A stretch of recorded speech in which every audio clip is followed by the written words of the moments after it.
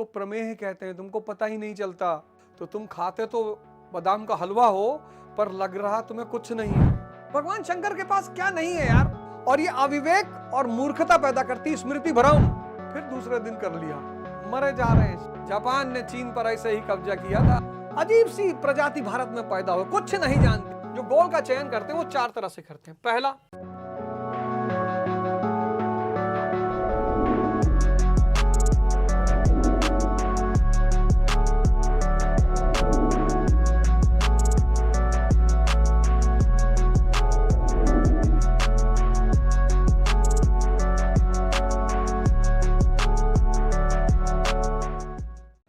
कभी किसी बुजुर्ग आदमी से मिलो, 85-90 साल के आदमी से कहेगा जवानी एक धोखा है बेटा, हम तो लुट गए।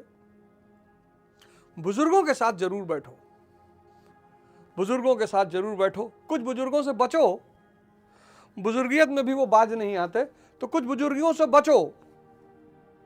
लेकिन बुजुर्गों के पास अगर अच्छा बुजुर्ग है तो उसके पास एक बहुत बड़ी चीज है, अनुभव। क्योंकि जो भी बुजुर्गों की सेवा करेगा उसको अनुभव प्रसाद के रूप में मिलेगा। वो जो 80 साल का बुजुर्ग है, 85 साल का बुजुर्ग है, 90 साल का बुजुर्ग है, वो अपने जीवन के इतने बड़े बड़े अनुभव आपको शेयर करेगा। जो बात आप 70 के बाद सीखोगे वो आपको 35 में बता देगा। सुख जो है ईश्वर का स्वाद है, माध्यम किसके थ्रू मिलता है? सेंसेस और मन के थ्रू। सबसे ताकतवर माध्यम है सेक्स, फिर नशा, फिर जुआ, फिर एडवेंचर इत्यादि। अब और ये इन सारी चीजों के लिए पैसा चाहिए। अब यहीं से शुरू होती है पैसा कमाने की अंधी दौड़। अच्छी बात है पैसा कमाना, कोई बुरी बात नहीं है, बहुत अच्छी बात है। पैसा कमाना ही चाहिए आदमी को। जितने लोग ये कहते हैं कि साहब हमको पैसा नहीं कमाना, मुझे उनसे बहुत नफरत है। खूब पैसा कमाइए, लेकिन अगर आप सुलझे हुए दिमाग, अगर आप अपने दिमाग को संभाल लें, अपने दिमाग को सुलझा लें, अपने दिमाग को ताकतवर बना ले, अपने मन को जगा ले। भगवान शंकर के पास क्या नहीं है यार। कुबेर को बुलवाकर अपना घर बनवाते हैं। वो नहीं रहना वो अलग बात है भाई। जो आदमी इतने बड़े ब्रह्मांड को चला रहा है वो एक पर्टिकुलर जगह पे कैसे रह सकता है? ये भी एक रीजन है कि भगवान शंकर का कोई व्यक्तिगत घर नहीं है, कैलाश में रहते हैं। मन कुबेर को बुलवाकर अपना घर बनवाते हैं। पत्नी ने कहा घर बनवा दो, बोले बनवा देते हैं। कुबेर को बुलाया तो भगवान शंकर यानी साधना के देवता, साधना के भगवान, मन को जीतने का सूत्र बताने वाले, शंका खत्म करने वाले। मतलब जितने बड़े बड़े लोगों का नाम आया है एपस्टीन की फाइल्स में, जिन लोगों का नाम आया, जिन लोगों का, बिल गेट्स, बिल क्लिंटन और न जाने दुनिया के कितने बड़े बड़े लोग, पैसे की कमी नहीं, समृद्धि की कमी नहीं, महलों में रहते हैं, गाड़ियों की कमी नहीं। फिर बच्चियों के साथ सेक्स, क्योंकि अब तो और कोई माध्यम बचा नहीं विचार शून्यता का। अब विकृति बची, विकृति। यह सारा काम परवर्टेड माइंड्स का है, विकृत दिमाग। आदमी जब, इसीलिए कहा गया ना कि भौतिकवाद का चरमोत्कर्ष अध्यात्म की शुरुआत है। अब एलन मस्क को ऐसी कौन सी भौतिक चीज होगी जो नहीं अवेलेबल होगी? उसे लगता होगा अब क्या तरीका है यार। बिल गेट्स, ऐसी कौन सी चीज भौतिक होगी, मटेरियल होगी जो उसको नहीं अवेलेबल होगी? और वहीं पे शुरू होता है मानसिक विकृति का खेल। और उस मानसिक विकृति के खेल का परिणाम है एपस्टीन, सुख के स्वाद की लालसा। आज 90% लोग डिप्रेशन में हैं, एंगर में। साली ने शादी से किया इनकार तो भाभी की कर दी हत्या, लो खुद की गर्दन काट डाली। मथुरा की घटना है। यह क्रोध अपने आप नहीं पैदा होता, और क्रोध पैदा करता है अविवेक, मूर्खता। और यह अविवेक और मूर्खता पैदा करती स्मृति भ्रम। स्मृति भ्रम, हस्तमैथुन किया, ग्लानि पैदा हुई, निराश हुए, शाम को फिर कर लिया, स्मृति भ्रम। फिर दूसरे दिन कर लिया, मरे जा रहे हैं, शरीर में दर्द है, बैक पेन, और जितने युवा हैं हस्तमैथुन करोगे तो सबसे बड़ा सिम्टम है बैक पेन, कमर का दर्द। शारीरिक कमजोरी का सबसे बड़ा सूचक है कमर दर्द। उसका एक वजह और भी है, प्रमेह। ब्लू फिल्म देखते हो ना, वो तुमको एक गिफ्ट देती है ब्लू फिल्म। तुम्हारा वीर स्वतः बहता रहता है पेशाब के रास्ते, उसको प्रमेह कहते हैं, तुमको पता ही नहीं चलता। तो तुम खाते तो बादाम का हलवा हो, पर लग रहा तुम्हें कुछ नहीं है। उसकी वजह है स्पर्मोहोरिया। इसको इंग्लिश में कहते हैं स्पर्मोहेरिया, हिंदी में कहते हैं प्रमेह। एक ही इलाज है, एक तो ब्लू फिल्म देखना छोड़ दो, दूसरा कपालभाति। 10 दिन कपालभाति और भस्त्रिका करके देख लो, कमर दर्द नहीं खत्म होगा। दोबारा मेरा शो कभी मत देखना। लेकिन पहली कंडीशन वही है, विषय। विषय से क्या? आसक्ति। आसक्ति से क्या? कामना। कामना पूरा नहीं होगा तो क्रोध। क्रोध हो से क्या होगा? अविवेक, मूर्खता। मूर्खता से क्या होगा? स्मृति भ्रम, और बुद्धि हो जाएगी भ्रष्ट। कहां लिखा हुआ है? दूसरे अध्याय के 63वें 64वें श्लोक में। चाइना के लोग इतना हंसते होंगे इस वक्त जब भारत की वो कंडीशन देखते होंगे। इस वक्त अगर कोई दुनिया में खुशी होगा तो चाइना, कि मिटा भारत, अब इससे लड़ना ही नहीं पड़ेगा। इस वक्त अगर कोई देश दुनिया में सबसे ज्यादा खुश होगा तो वो है चीन।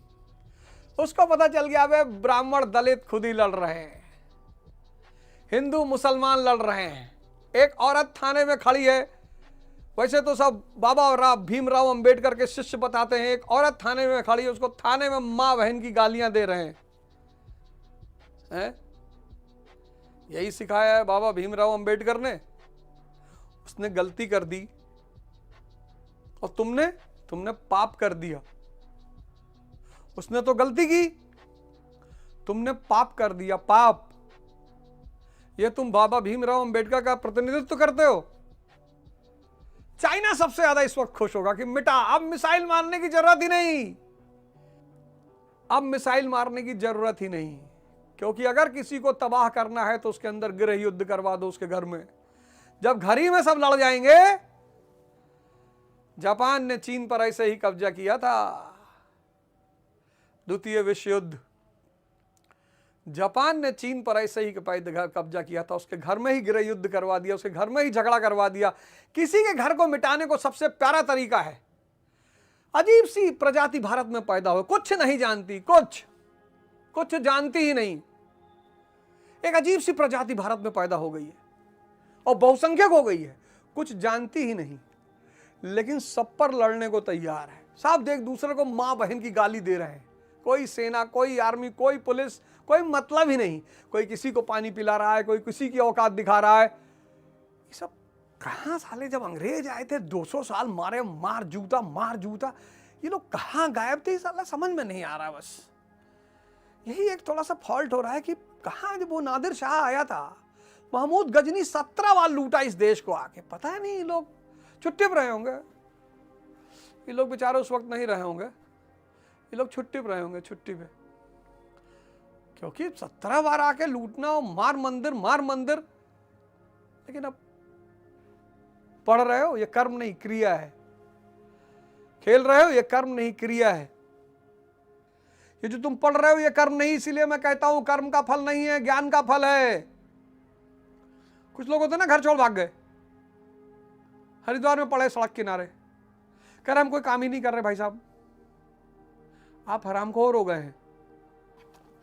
बहुत सारे युवा क्या करते हैं, जो गोल का चयन करते हैं वो 4 तरह से करते हैं। पहला, परिवार का दबाव, कि पापा की बड़ी इच्छा है कि आईएएस बन जाओ। अब पापा की इच्छा तुम्हें मोटिवेट थोड़ी करेगी। समाज की धारा,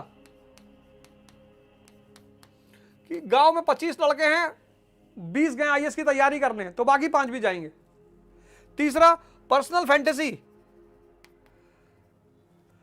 फैंटेसी, पिक्चर देख ली सिंघम, अब लगा कि भैया आईपीएस ही बनना है। लेकिन ये तीनों आधार पे अगर आपने अपने गोल का चयन किया तो आप मारे जाएंगे, आपका कभी सिलेक्शन नहीं होगा। क्योंकि पापा की इच्छा पे अगर आप तैयारी करने गए हैं तो पापा की इच्छा आपको मोटिवेट नहीं कर पाएगी, समाज की धारा आपको मोटिवेट नहीं कर पाएगी, फैंटेसी आपको मोटिवेट नहीं कर पाएगी। और जीतने के लिए मोटिवेशन चाहिए। तो मोटिवेशन का सबसे प्यारा रास्ता है इंटरेस्ट। जिंदगी का निर्माण कैसे करें, गोल का निर्धारण कैसे करें, तैयारी कैसे करें, पढ़ाई कैसे करें, इन सब की चर्चा इस कोर्स में की गई है। और इस कोर्स को लेने के बाद, इस कोर्स को आपको अवध ओझा वेबसाइट है, अवध ओझा, ये अलाइव माइंड, ये इसका प्रोस्पेक्टस है, और ऐप अवध ओझा ऐप, अवध ओझा ऐप। और अगर आपको अपॉइंटमेंट लेनी है, वैसे आप जब कोर्स लेंगे ऑनलाइन आपका 1-to-1 सेशन होगा, लेकिन अगर ये कोर्स आपने अपने बच्चों को दे दिया तो जो चीज आप अपने बच्चों के साथ नहीं कर पा रहे हैं, आप और आपके बच्चे अपनी दुआओं में मुझे हमेशा याद रखेंगे। जय हिंद, जय भारत।